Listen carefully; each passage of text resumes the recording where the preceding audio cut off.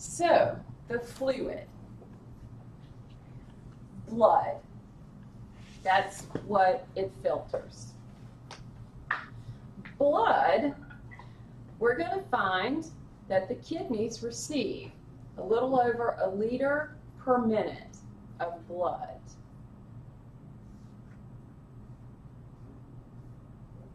I'm going to let that sink in for a second. The average person has 6 liters of blood. And every minute, about 1 liter of it passes through the kidneys. I'm going to try to let that sink in for a second.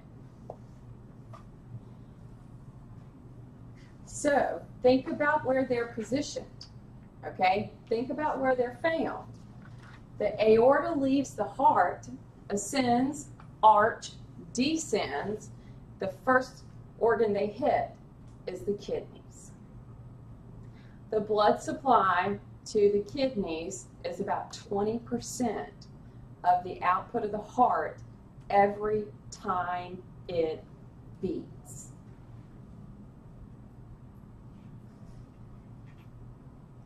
Every time that heart beats, about 20% goes into the kidneys. And how many times does your heart beat per minute? Usually, we'll say around 60 to 70, right?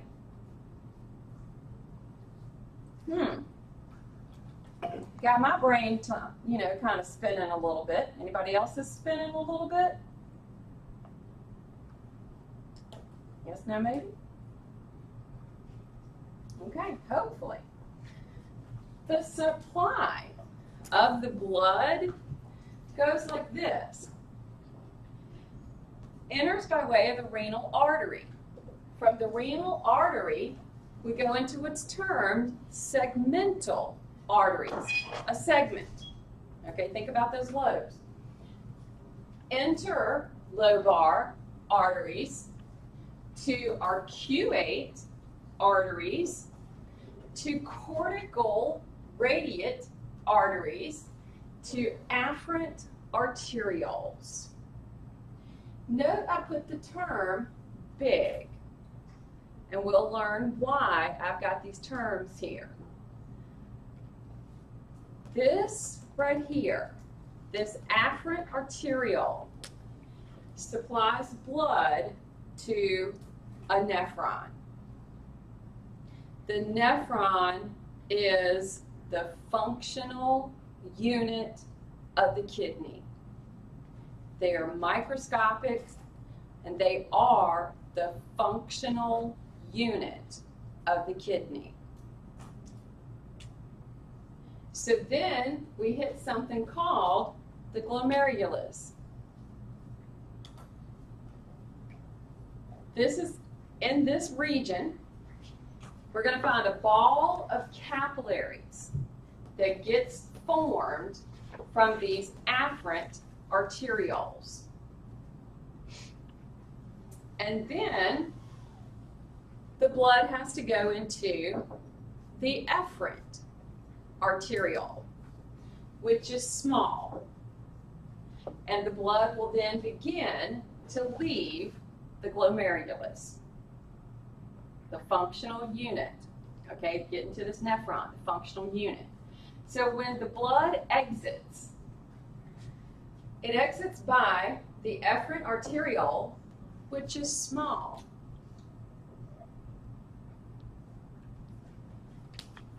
Goes into peritubular capillaries. Part of the nephron is the tubular system. So this is going to wrap around the tube of the nephron. Then go to the cortical radiate, to the arcuate, to the interlobar, to the renal, and leave. Don't worry, Nicole. I'm going to have it clear in just a second. Just hold on. Hold on. I see it. I see it. Okay, just hold on. When we have the network of vessels dip into these areas of the medulla around the tubes, they're going to be termed a vasa recta. Okay? Now, just hold up. Okay? Now,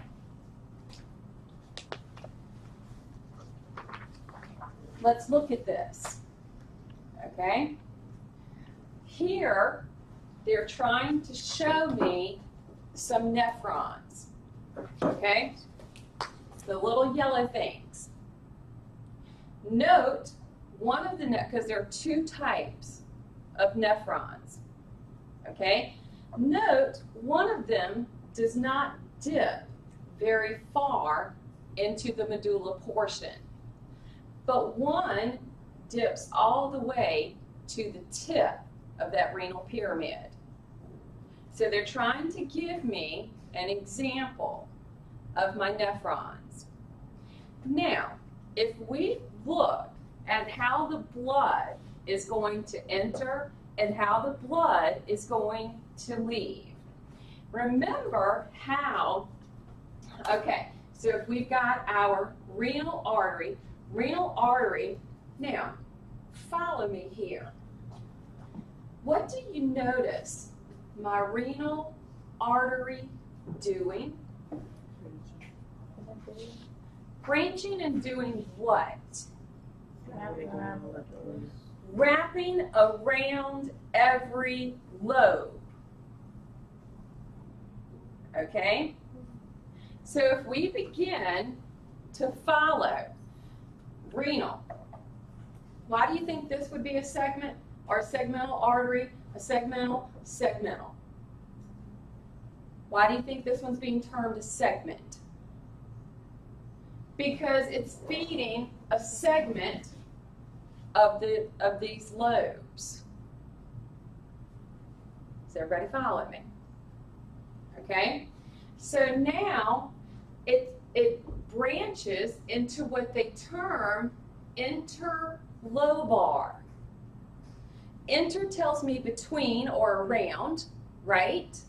So that tells me between the lobes.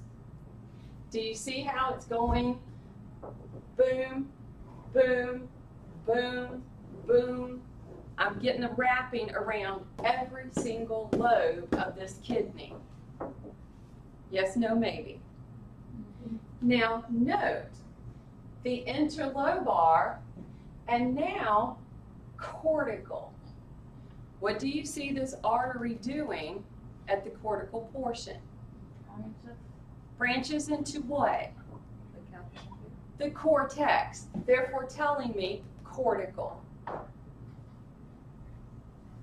All right? So,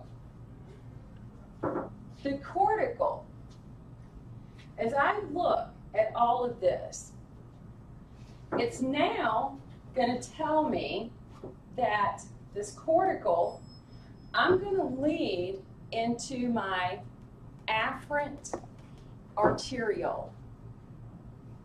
They're not representing it here, but my afferent arteriole is going to be here on this nephron.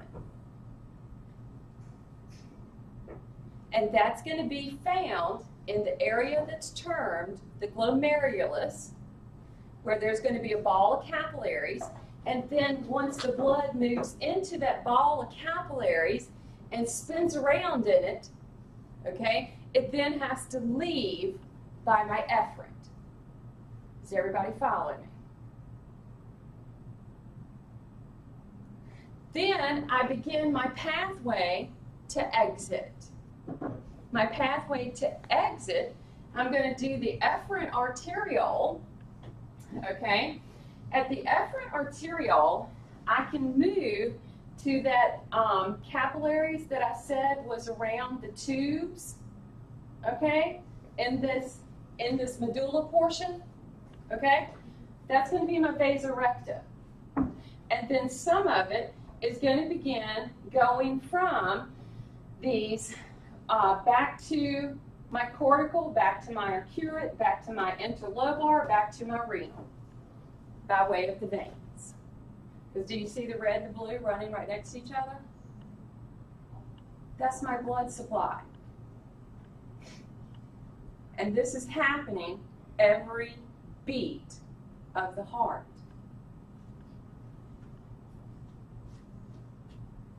So, what is going to take place after I get that blood flow to that functional unit? When I get to my afferent arteriole and I can move into the glomerulus. The afferent arteriole, this nephron, this structure that I have right here, okay? It's microscopic, but it's my functional unit. You have over 1 million of these in each of your kidneys. Note, they're trying to show them right here because there are 2 types, okay? So they're trying to show me this one and they're trying to show me this one, all right?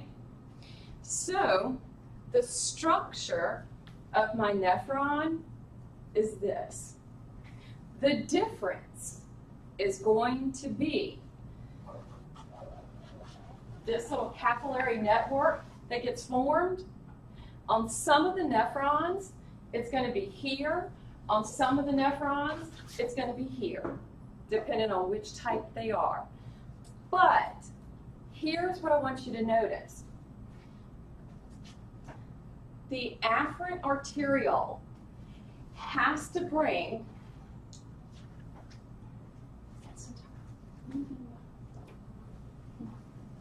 okay, the blood flow has made it through that whole thing of the renal vein, renal artery. My blood flow comes in right here. And it comes in my afferent arteriole. Big or small? Small? Big. No, big. Big. Efferent. So now my blood supply coming in this big arteriole has to move through this ball of capillaries, the glomerulus. So that means I've got a pretty big flow of blood coming in, and then it's going to leave by way of the efferent, which is small. Why? Having a big flow come in, but having it restricted going out. What is that going to do to the pressure right there in this ball of capillaries? It's going to increase it. It's going to make it high. Why do I need to have a high pressure right here in this capsule, okay, this Bowman's capsule, where I find this glomerulus? Why do I need my pressure to be high? Huh? What? Okay. Almost, Meg. Huh? Is it to drop off oxygen?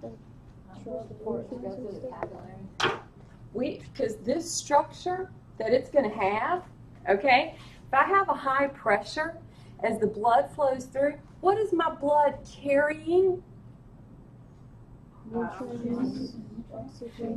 What's the purpose of my kidneys? Filter. What are they filtering out? Waste. So if my blood comes in and it's under some high pressure right there, what is it going to allow that to do with all that stuff? Push it out. Is everybody following me? The glomerulus is a capillary, or It's a bundle, it's like this ball of capillaries. And its structure is going to allow for the passage of these wastes. because most capillaries are just where they're dropping off oxygen, picking it up, but this one picks This up one? waste instead of oxygen. Now the wastes are coming in, and so what it needs to do, we need to make sure that under that pressure that's getting created. Stuff that wouldn't normally leave the blood, okay? Because the pressure that has now been created, the structure of this glomerulus is going to cause stuff to get pushed out. So all of these waste will get pushed out from the blood into what's termed Bowman's capsule. Okay. Okay? And the cleansed blood will get to leave by way of the efferent. Remember how some of that would just simply go back into veins and leave by way of the renal vein? Okay? Then some of it would go by way of these peritubular. Right? Yes, no, maybe. You said some leaves